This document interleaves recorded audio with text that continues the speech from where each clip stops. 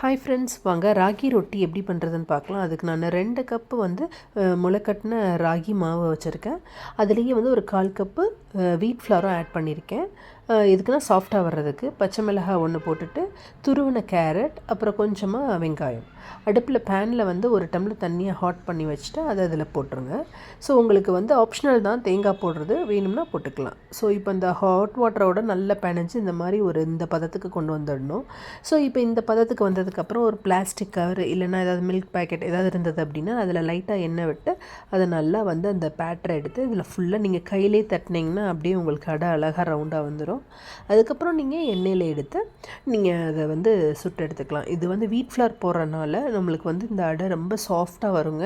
Just அப்படியே நீங்கள் அப்படி திருப்பி விட்டீங்க அப்படின்னா அது அப்படியே வந்துடும். ஸோ இதை அப்படியே உள்ளே போட்டுட்டு நீங்கள் ஒரு 2 மினிட்ஸ் குக் பண்ணிட்டீங்கன்னா ரெடி ஆகிடும் உங்களோட ஹெல்த்தியான ராகி ரொட்டி.